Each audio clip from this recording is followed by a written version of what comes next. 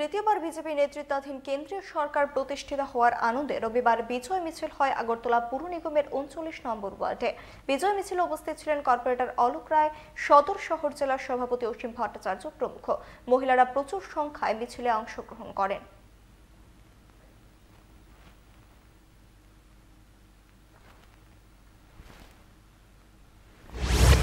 আজকে রাজ্যের যে দুটো সিট আমাদের পশ্চিম ত্রিপুরা এবং পূর্ব ত্রিপুরায় রাজ্যের সমস্ত রেকর্ড ম্লান করে দিয়ে আজকে ত্রিপুরা রাজ্যের দুটো পদ্মফুল আমরা মোদিজিকে উপহার দিয়েছি।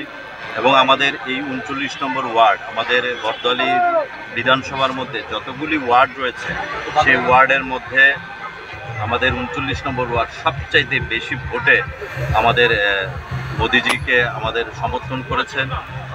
তার জন্য আজকে ৩৯ নম্বর ওয়ার্ডের যিনি আমাদের সকলের প্রিয় কর্পোরেটর রয়েছেন অলোক রায় মহোদয়, যিনি এই ওয়ার্ডকে সমস্ত দিক দিয়ে সাজিয়ে তুলেছেন। এই ওয়ার্ডের যারা জনসাধারণ আছেন, আপাল বৃদ্ধা বনিতা যারা আছেন, তাদের সকলকে নিয়ে এক সূত্রে এই ওয়ার্ডের ডেভেলপমেন্টের জন্য কাজ করেছেন। আজকে সমস্ত কার্যকর্তাদের নিয়ে এই বিজয় মিছিলে উনি সামিল হয়েছেন।